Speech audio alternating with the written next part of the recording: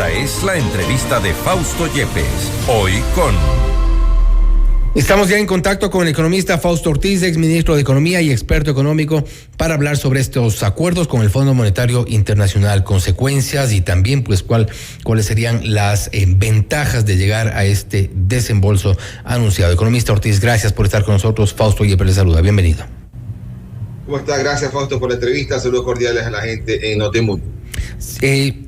Se ha anunciado ya por parte del Ejecutivo este acuerdo con el Fondo Monetario Internacional. ¿Cuáles son las consecuencias positivas que pueden tener?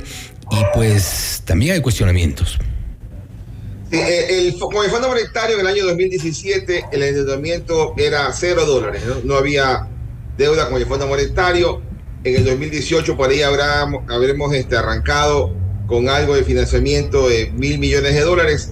Y luego en la pandemia el Fondo Monetario entra a financiar activamente al país y le empieza a dar recursos que llegan en su mejor momento en el mes de julio en $7.400 millones de financiamiento. Es decir, por la pandemia nos dio algo así como unos $5.000 millones del Fondo Monetario, lo cual sirvió para poder paliar el momento duro, crítico de lo que vivimos por el año 2020. En momentos en que el resto de acreedores, por ejemplo el caso de China, que le debíamos casi $9.000 millones, nos cobraron en ese mismo periodo de tiempo, nos cobraron $5.000 millones. Es decir, por un lado la gente nos seguía cobrando la deuda, en el caso de China, pero el Fondo Monetario era el que nos prestaba la plata para poder atender las necesidades urgentes, y aparte también a todos los países del mundo le dieron una ayuda para el tema de la pandemia, y a Ecuador le tocó algo así como unos $1.000 millones adicionales que no se los registra como deuda, pero son recursos que sirvieron para paliar el mal momento económico que teníamos y el mal momento crítico por salud. Luego ese acuerdo se perfeccionó allá por septiembre del 2020. Yo recuerdo formaba parte del Comité de Asesores Económicos del Presidente de la República junto con otros dos colegas. Y entonces se discutía en esos momentos el acuerdo y llegó el gobierno a firmar en septiembre de 2020 y está terminando hoy día en diciembre de 2022, después de un par de años en donde el fondo le terminó dando al país en total esta cantidad que llegará a unos $7.000 millones con el próximo desembolso de 700 millones que podría ocurrir en la siguiente semana. Se ha dicho que esto puede ser un mensaje positivo para los mercados internacionales, no obstante, también hay un mensaje distinto, que es más endeudamiento y eventualmente también menos recursos internamente.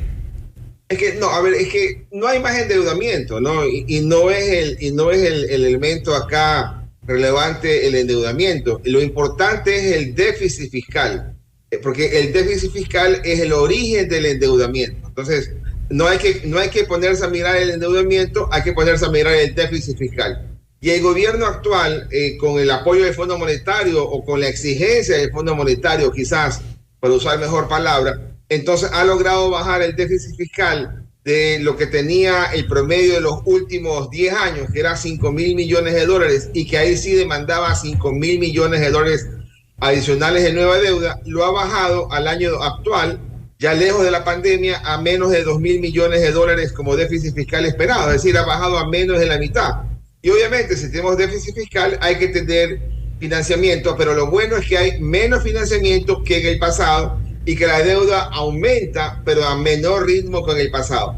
Y lo interesante acá es que el programa con el fondo se termina y el gobierno de aquí para adelante podrá decir, bueno, ya no voy a ser tan exigente con el déficit fiscal para poderlo bajar en los siguientes años y dejar un superávit. Quizás pueda mantenerme con esta política fiscal, quizás pueda hacer algo más de obra pública y cosas así, que va a ser interesante los 2 años que faltan, ¿no? Y ahí vienen un poco los desafíos que tiene el gobierno del presidente Lasso para poder mantener esta confianza y utilizar bien los recursos. Claro, mire que el tema de confianza lo mide uno por el riesgo país, ¿no? Uh-huh. Y si uno mira el número del riesgo país, que está en 1.300 puntos, uno dice no hay confianza en nada, porque el riesgo país está diciendo que la tasa de interés a la que pudiéramos pedir prestada plata nueva a los mercados internacionales estaríamos hablando de 16 o 17%, por lo tanto es prácticamente no te quiero prestar plata. Entonces ese mercado está completamente cerrado y ese mercado no está midiendo tanto el tema económico, sino el tema económico más el tema político, más la capacidad o el deseo del gobierno del siguiente periodo presidencial en querer pagar los vencimientos de deuda externa en bonos del Estado. Por lo tanto, el gobierno tiene también en estos años siguientes que ver cómo garantiza que va a haber continuidad en un programa de ajuste y reducción de gasto innecesario, un déficit controlable y también un repago futuro de deuda. ¿Gastos innecesarios como cuáles? A ver, si uno mira el temas de corrupción, ¿verdad? Todavía uno sigue escuchando temas de corrupción en menor escala, porque quizás la obra pública es más pequeña, ahí hay que tratar de ver cómo hace mejores procesos. Seguramente habrá gastos corrientes que no tienen mayor sentido, habrá gastos como por ejemplo en algunas instituciones públicas donde uno podrá recortar ciertos funcionarios que quizás sea mejor decirles den el paso al costado, se los liquida como manda la ley y se puede operar más eficientemente. Y para tratar esos recursos que se disminuyan, destinarlos hacia lo que es la obra pública que está caída, que necesita un poco más de crecimiento. El recorte del gasto en 25.000 millones de dólares, que es el gasto total, seguramente debe haber espacio y el gobierno tiene que encontrar la forma de ir achicando esa cantidad de gasto. Y ahí, por ejemplo, podría entrar también el tema de los subsidios, que es algo que todavía se discute a propósito de las mesas de negociación, los diálogos con los sectores sociales que fueron parte de las movilizaciones de junio de este año. Esto podría tener una incidencia importante ya más adelante, precisamente en esta optimización del gasto. Sí, mire que hay una cosa que a uno le apena, ¿no? Alegrarse porque el precio del petróleo va a caer y por lo tanto vamos a tener menos subsidio. Digamos, cuando nos debería interesar que el precio del petróleo siga en 75 o 80 dólares para tener un ingreso petrolero adecuado y un buen manejo de subsidios. Pero acá nos interesa, ojalá el precio no suba tanto para que los subsidios no sean tan altos. Este año los subsidios podrían estar bordeando en total los 5.000 millones de dólares, cuando uno suma lo que pierde en importación de derivados que se venden local, más lo que se pierde por no comercializar a precio internacional el crudo que se destina a las refinerías y que se vende por debajo del precio de mercado. Y entonces ahí también hay espacio para ir mejorando el subsidio que disminuya. En algún momento tendremos que chequear cómo migra más la gasolina extra hacia el otro tipo de gasolina o hacer algo más en temas de subsidios con el asunto del diésel. Y ojalá por el lado de los ingresos mejoremos la cantidad de petróleo que exportamos, porque lo que estamos exportando en este año 2022 es el valor menor de exportación de los últimos 15 o 17 años, lo cual también es bastante penoso porque hubiera sido bueno exportar más aprovechando el buen precio del petróleo. Hay que hacer hay algunas tareas pendientes, ¿no?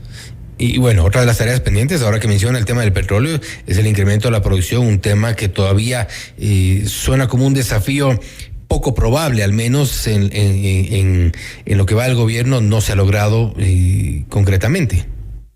Claro, lo que ha logrado es que la producción se le caiga, digamos, eso es lo que ha ocurrido. Uh-huh. Estamos produciendo menos que lo que se recibió hace meses atrás o más de un año atrás. Y la idea es poder subir un poco esa producción para que supere los 500.000 barriles por día. Ojalá llegue a los 520.000, 530.000 que están presupuestados y ojalá pudiera llegar, aunque sea 600.000 del millón de barriles prometidos, ¿no? Es decir, hay cosas ahí que pueden irse mejorando y eso es la gran tarea del gobierno, tratar de entender que del 2022 y el 2021 las cifras económicas presentaron crecimiento, pero en realidad era un rebote del mal momento del 2020 que cayó 8% de la economía.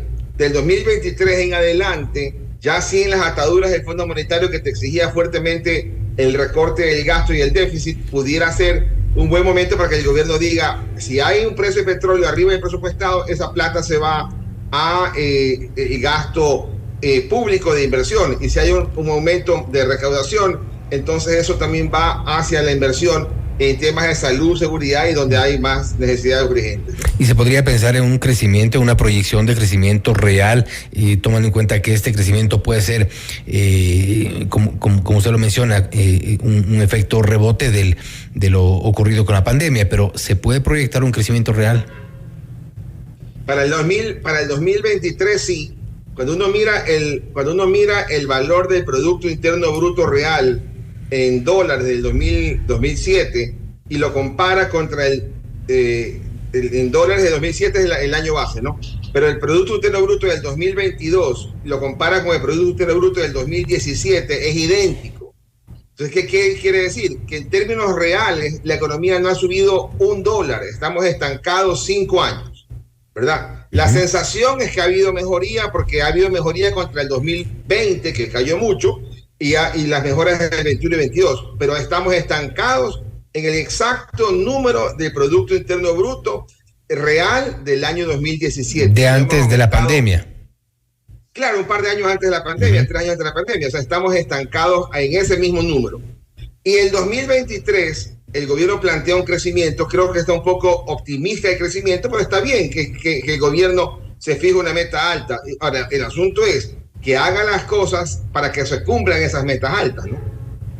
Y todas las amenazas, todos los riesgos que existen ya para los próximos meses, estamos hablando de un año electoral, estamos hablando de una oposición que está con algunos intentos que se han hecho también por complicar las cosas en el gobierno. Con todo esto, sí podría ser un factor en contra.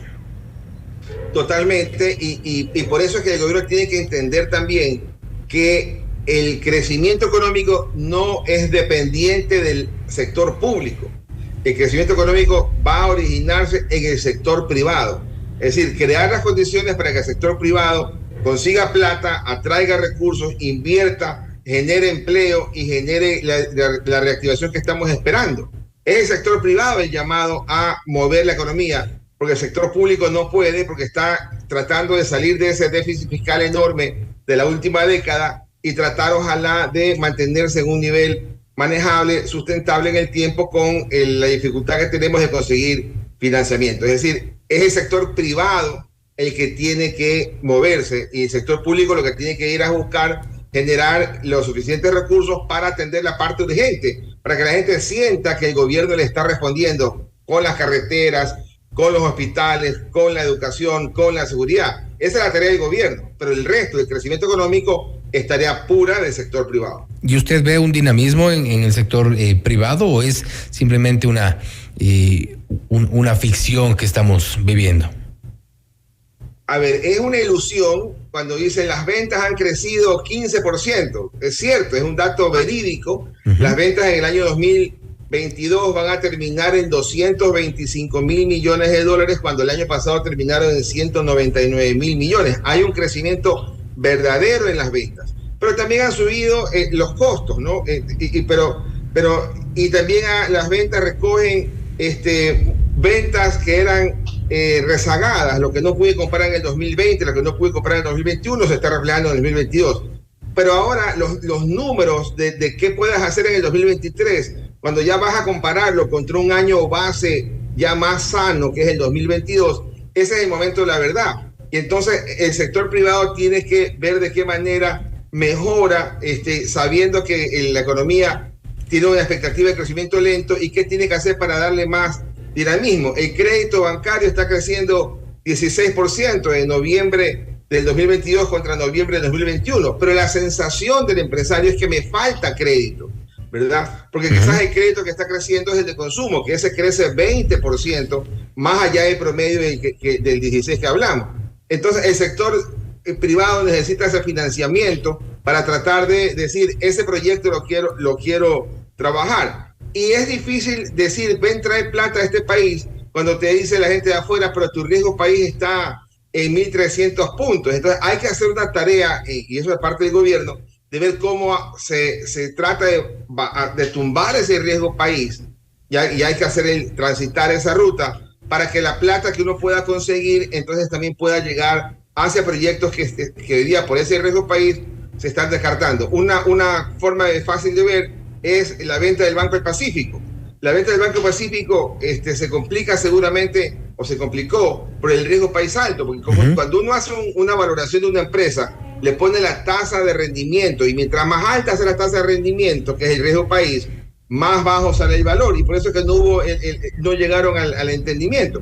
Si uno baja el riesgo país, significa que algunos proyectos que podrían ser descartados empiezan a tener posibilidad de ser desarrollados y se generará empleo. Eso hay que trabajarlo, y eso le corresponde al gobierno, más crear ciertas condiciones a favor del sector empresarial que dé trabajo.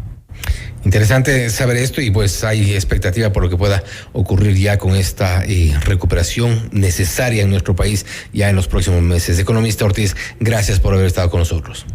A ustedes, Fausto. Saludos cordiales a la audiencia. Gracias. Ha sido el economista Fausto Ortiz, exministro de Economía y experto económico, hablando sobre los acuerdos con el Fondo Monetario Internacional, las perspectivas de crecimiento también para el país y todo lo que ocurre alrededor de nuestra economía. Esto es Notimundo Estelar, siempre bien informados.